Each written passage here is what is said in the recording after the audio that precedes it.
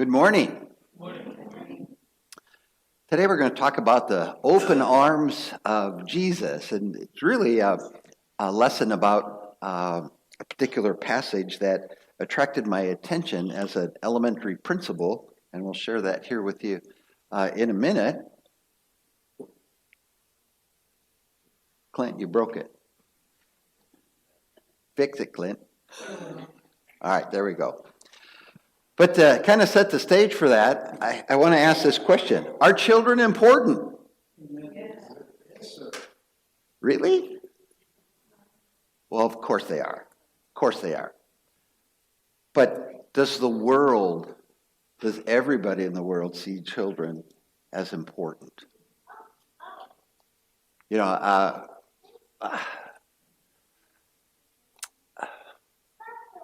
yes, children are important, but they're devalued in many ways. Think about abortion. I'll go right there, right? Okay?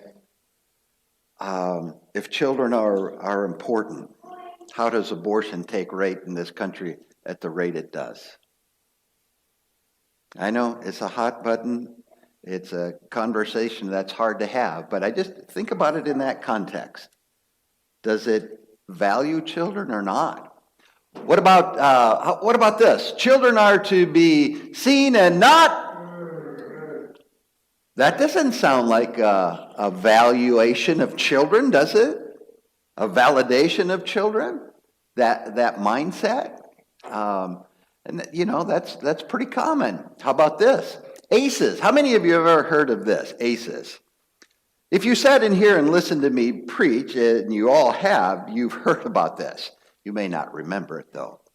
ACEs refers to adverse child experiences, and the state of Iowa was a major player in this research and developing this terminology and recognizing that we have a lot of children in our world that are what we would call affected by trauma, for lack of a better way to say it.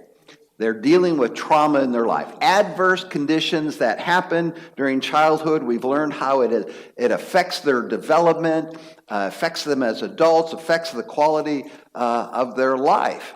And what's interesting to me about this is so much about this is it's about what's done to kids and the things that they experience. Adverse conditions might be things like experiencing a divorce of their parents, you know, things like that. The death of somebody that's close to them, of course, abuse of any kind, those kinds of things. Living in poverty, health issues, all of those things are things that define these adverse conditions and quite honestly, ruin, or at least make very challenging life for our littlest citizens. What about mandatory reporters? How many in here are a mandatory reporter? Why? I mean, I want you to think about that. Why do we even have to have laws like that? Because bad things happen to kids. And it's about protecting kids. It's also to the realization that some, kids can't always advocate for themselves. I get that.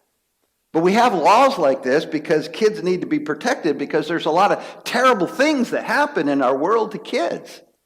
Kathy and I and I probably should have warned her that I was going to share this story, but she often accuses me, unless you say it in a sermon, I never hear about things. And unfortunately, there's some truth in that. Maybe I'm not the best communicator at home. But Kathy and I had a terrible experience that turned out to be okay. But I want to illustrate something that happened to us in Nebraska. I think most of you have known, you've heard our prayer request over the years, the challenges and struggles our son has with depression. And this started way back in his middle school years. He was diagnosed with this depression and anxiety and was given some antidepressants. Unfortunately, they were antidepressants that were landing a lot of families on TV talking about terrible things that happened to their children because of these medications, one of them being suicide. It dramatically increased rates of suicide. And Caleb was on one of those drugs. And one day he overdosed on those drugs. And so I get a call. Kathy and Caleb are already to the hospital. They're in the emergency room. Things are being done to pump Caleb's stomach, get charcoal in him to stop the toxics in his body and all of this. And I get there and, he's already, the charcoal has done its work. Things are looking better. But Kathy and I are in this emergency room, and all of a sudden a couple of police officers show up. Thought that was kind of interesting. But they won't even look at me. They won't even say anything to me. They won't talk to me. And here I am as his father, kind of like, hey, what's going on? What's going on? Well, here's what was going on. There's a law in Nebraska. I don't know if there's one like it in Iowa, but in Nebraska, when something like this happens to a child, the state steps in and takes your kid away. We lost custody of Caleb while this was going on. Now, let me jump ahead to say, again, like mandatory reporter, laws are put in place like this to protect kids, because too often when things like this were happening with kids, they wanted to know, well, why is it happening, and is the kid truly being taken care of? And so anyways, the state swoops in, they take our son away. Now, when I say they take away, all of our legal rights. I mean, he continued to live with us. That didn't change. But through this event, Caleb spent some time in a program to just help him work through what was going on. And we had to have permission to even take our son anywhere, because we couldn't do that. We had no rights whatsoever. He gets dismissed from his program on Easter weekend, and we're hanging out in Lincoln, Nebraska. This is when we were living in Columbus. Caleb is released. I thought it was Easter. No, I think you're wrong. She's older than me, so she forgets more. So that's... Let me say it this way. A major holiday was taking place, and we couldn't even take our kid home. And I do believe it was Easter because it was on a weekend, and they couldn't get a hold of any judges. We needed permission to take our son from the hospital home. Why? Because he's not our kid anymore, Anyways, I'm going on and on about that. Let's get back to this. So when we think about this question, are children important? Well, of course they are, and that's what we say. But I want to contrast against what the world thinks about children. Not everybody. You understand that. But a lot of people, they're lesser, okay? They're lesser. Remember, they can be seen, children should be seen, but not heard. And we even have an example of the disciples of Jesus devaluing children. And this is the text. In Matthew 19, beginning in verse 13, we read, "Then children were brought to him that he might lay his hands on them and pray. The disciples rebuked the people, but Jesus said, 'Let the little children come to me, and do not hinder them, for to such belongs the kingdom of heaven.' And he laid hands on them and went away." Lots of times, and I'm guilty of this too, I've preached this passage before. You've heard sermons, you've studied this before. If you've been in the church at any length, this is not an unfamiliar passage.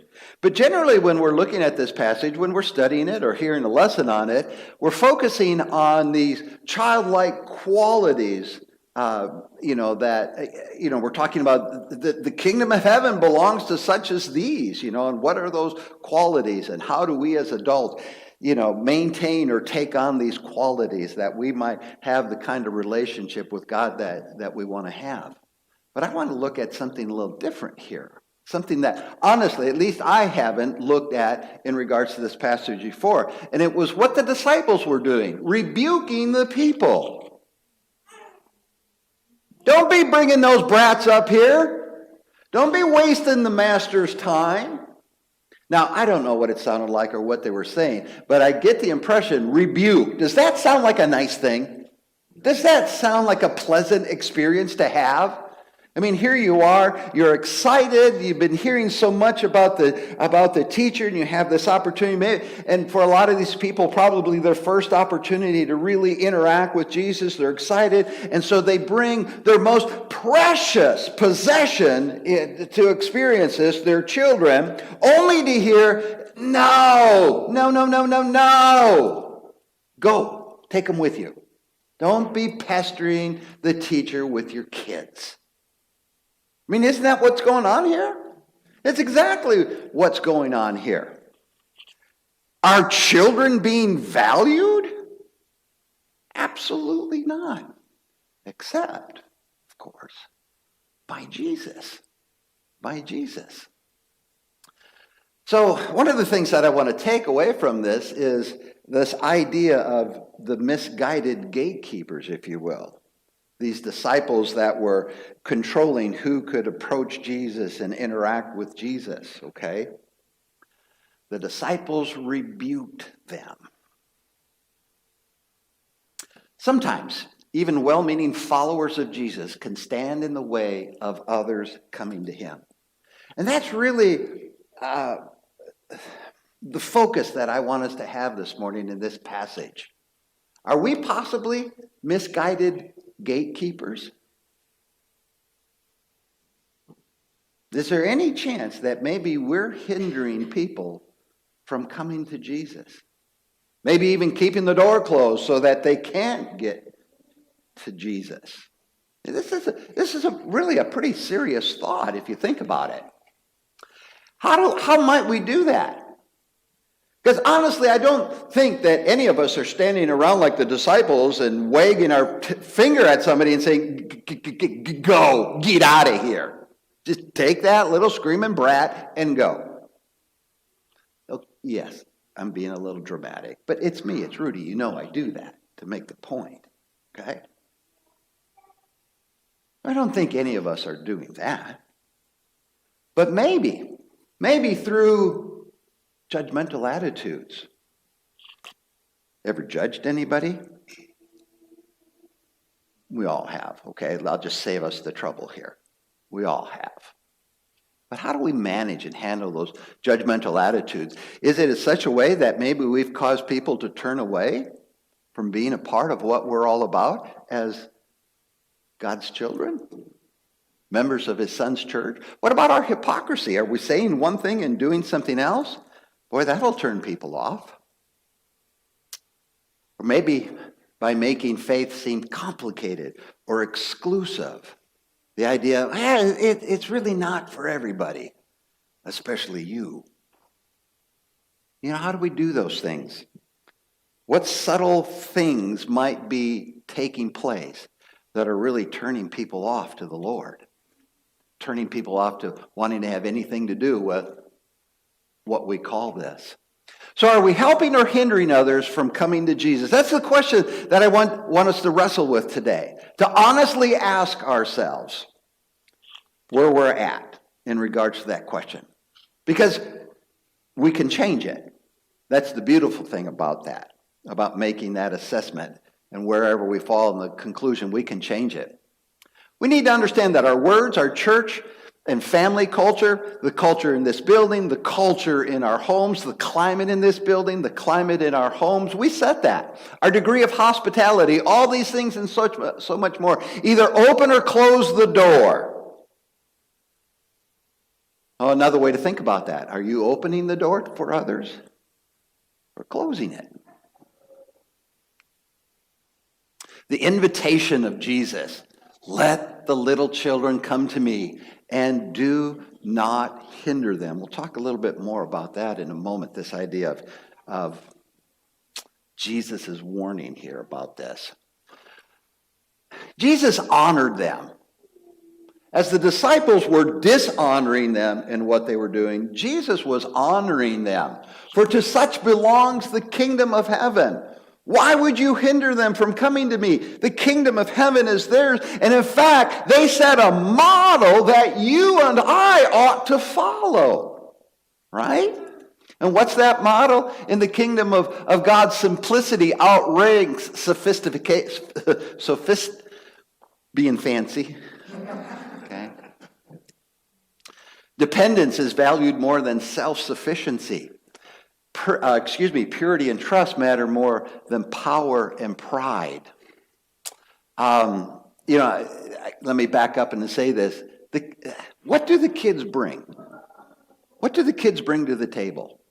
And honestly, that question is, what do any of us bring? Nothing. Nothing that matters but a heart that loves the Lord. I mean, that's the key there. Other than that, it's nothing that we can earn, but it's all about the receiving, okay? It's all about the receiving. Before we go on with that, though, I want us to realize when Jesus says, let them come, he's really talking about so much more. The application here is so much broader than just the children. It really is a statement to all of us, to all of the world. The invitation is come, come, come. Let them come. But it dawned on me as I see in this text the devaluing, if you will, of children and Jesus validating them. Look at this list. It's pretty impressive of other people that Jesus validated. Think about the Samaritan woman in John 4.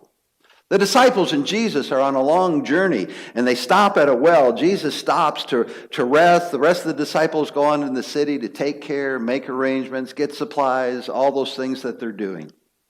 And a Samaritan woman approaches the well.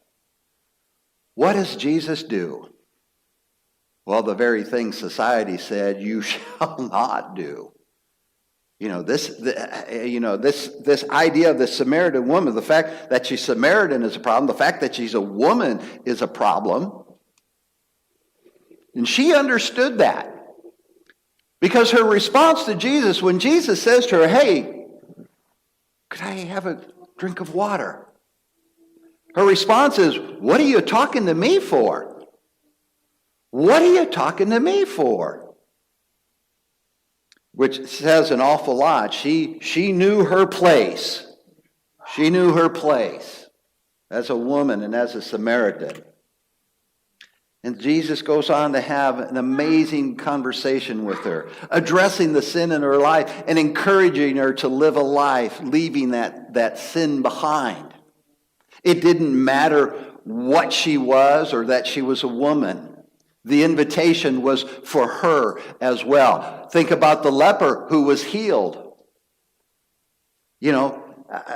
Terrible health condition that caused them to have to live in isolation. What a terrible life. They were referred to as the untouchable, and Jesus does exactly the opposite. Interacts and touches and heals. Again, the invitation to those cast out by society, Jesus says, come. How about this? Zacchaeus the tax collector. What was the attitude towards tax collectors? They're nothing but thieves, right? Nothing but thieves. But somewhere along the line, Zacchaeus had been hearing and learning about Jesus, and when he had the opportunity, he wanted to be in his presence. And Jesus welcomed that. In fact, he even went to his home. And what were the others saying? Oh my, he's hanging out with sinners again. And the model of Jesus, his response is, just like you should be. I mean, look at this. We're covering racism, the place of women, health, criminals. The list isn't over yet. Look at the next one. How about the woman caught in adultery? Oh my. And the religious leaders bring her before Jesus to try to trap him. Oh, and let us remind you, Jesus, that the law of Moses says this woman ought to be stoned. And of course, we don't know what he wrote, but he knelt down and he wrote something in the dirt. And they were reading it. And he says, fine, you who are without sin, go ahead, throw the first stone. And one by one, the text tells us they just started walking away. And again, Jesus interacts with this woman, addresses the sin in her life, and encourages her to go on and live a life, leaving that life of sin behind her. Again, outcast by the society, but invited to the loving arms of Jesus, by Jesus himself. How about the demon-possessed man in Gerasenes? And I know I never pronounced that right in Mark 5. You know, this was a guy that scared everybody, possessed by multiple demons, amazing strength. At one point they had chains and shackles on him, but he busted them and threw them off. Nobody could subdue him. Boy, they'd just stay away from him. Just stay away from him. But then Jesus comes into the area, and the demons recognize Jesus, and they plead for mercy. And this is the story when they leave the man and enter the herd of pigs, and the herd of pigs go swimming. Pigs aren't good swimmers. Okay? But again, outcast. Who would have ever gone out to interact with this man, you know? But Jesus did. And again, the invitation was for him as well. How about the bleeding woman in Mark 5? As we read this story, we find out that this woman has been suffering with this ailment, this medical problem for 12 years. And as she was visiting the doctors of the time, her condition just kept getting worse and worse. And again, as she had learned about Jesus and realized he was in the area and the people were crowded, she thought, if I could just touch his garment. And she did. She worked her way through the crowd and touched the garment, not saying anything to Jesus. But Jesus perceived that power had left him, and he sought her out. Again, a woman, medical problems, poor now too, we find out. All the money she had been spent on trying to take care of herself, and it's gone. But again, here we are. Jesus reminding us that his invitation is for all, even those we reject. How about the Roman centurion in Matthew 8? One of his, can't remember the story, one of his servants was sick and needing help. And again, he'd been seeing and hearing all these things about Jesus and had developed hope and a faith in the possibility of getting his servant help. And he approaches Jesus. I mean, this is a guy that's, the wrong race, the wrong government, the wrong job, all those things. And yet, Jesus sympathized with him, met his needs, honored his request. The invitation was for him as well. Wow. Let's back up to Matthew 18. Our main text was from Matthew 19, so we're backing up a chapter here. Let's listen to what it says here, starting in verse 1. At that time, the disciples came to Jesus, saying, "Who is the greatest in the kingdom of heaven?" And calling to him a child, he put him in the midst of them and said, "Truly I say to you, unless you turn and become like children, you will never enter the kingdom of heaven.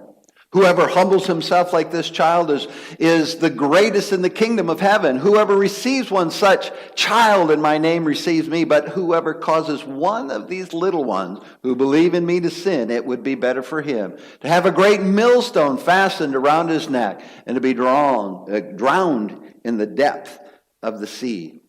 I always thought that was kind of interesting. We're looking at Matthew 19 where the disciples are saying, get these kids out of here. And here in Matthew 18, Jesus is reminding how great of a model these children are for the type of faith that leads to salvation. So I'm wondering, guys, did you just forget what Jesus said? But to be honest, we can't be sure if Matthew 18 truly happened before 19, or even the distance between that. Maybe there was a great amount of time, a great amount of time, and they just didn't remember. But Jesus is very stern here, too, in his warning. A couple of main points. Who's the greatest in the kingdom of heaven? I love how Jesus uses the model of the weakest, if you will. Kids. Kids who bring absolutely nothing to the table. And Jesus is saying, here's your example of the greatest, the most humble, the weakest, the ones, honestly, you can't count on for anything. Right? Okay? Unless you turn and become like children, you will never enter the kingdom of God. But whoever causes one of these little ones who believe in me to sin, there's a warning here. We'll talk a little bit more about that here in a moment.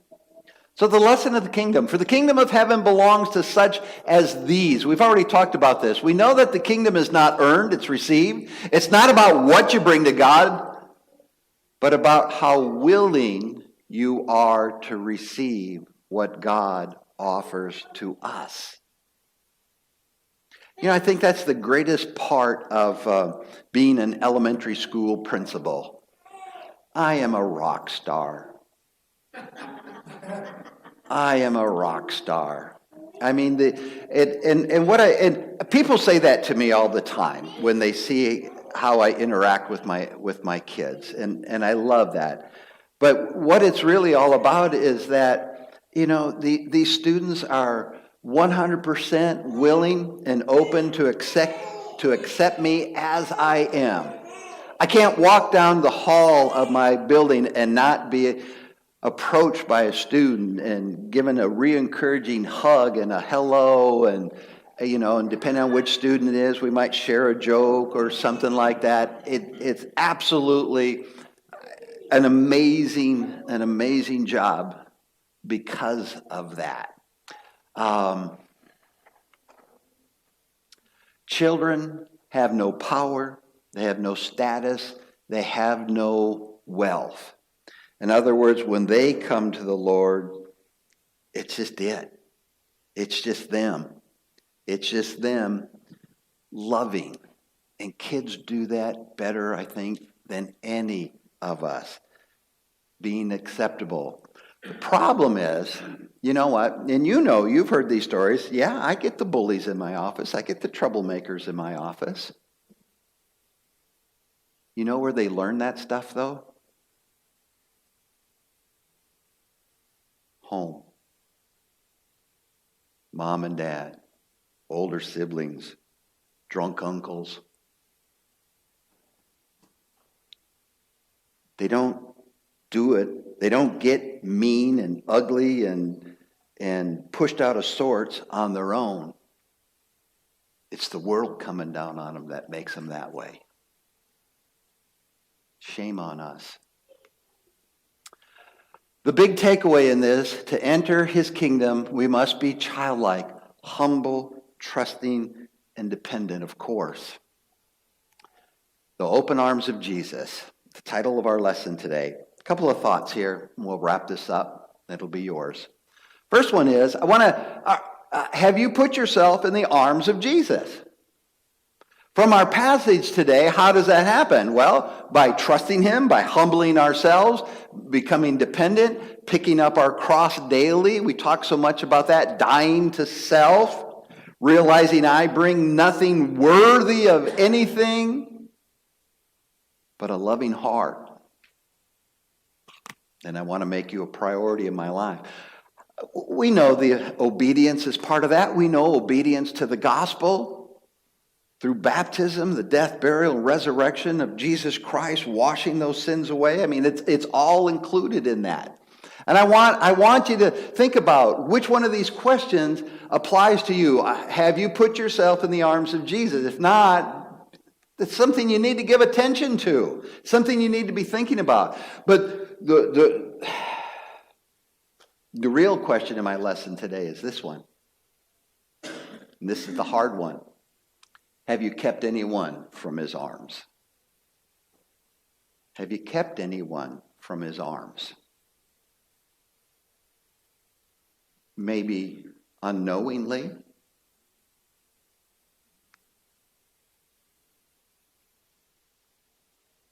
Maybe even the harder question, is there somebody not here today because of you? Because of me?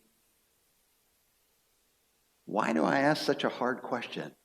Because of what Jesus said in Matthew 18. It would be better for him to have a great millstone fastened around his neck and to be drowned in the depth of the sea. Remember when he said, woe to him who hinders. Woe to him who hinders. Now, I want you to think about that. You know, as I think about how my life might end, and I know this is terribly morbid. I was having this conversation with my secretary the other day, we're about the same age.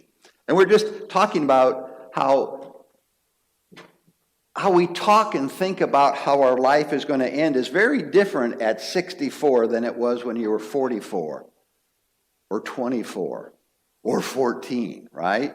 Absolutely. I'm at that point in my life, my age. I don't really fear death. I fear how it might happen, maybe, but I don't get wrapped up and consumed in that.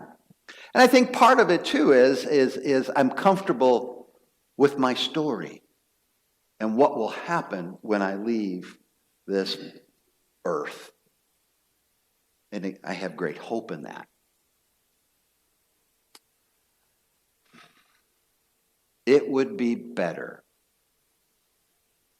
So when I think about drowning and dying from drowning, I can't imagine a more terrible way to die, except maybe burning, right? Right? And here's what we're being told here. You mess up, somebody coming to the Lord. You hinder somebody coming to the Lord, there's a consequence. And that consequence is so bad that you would rather, if you had a choice, the choice you would make would be, yeah, go ahead, tie that millstone around my neck and throw me overboard. That's going to be better than what we're being warned about here. Now, I know this isn't really a feel-good kind of thing. But here it is. If it applies to you, you need to do something about it. If it applies to me, I need to do something about that so that I can continue to have that hope that I have when my last breath is breathed. So Houston, we have a problem. And if you realize one of those questions that we asked today, are you in the arms of Jesus or have you hindered somebody from being in the arms of Jesus? The invitation's for you.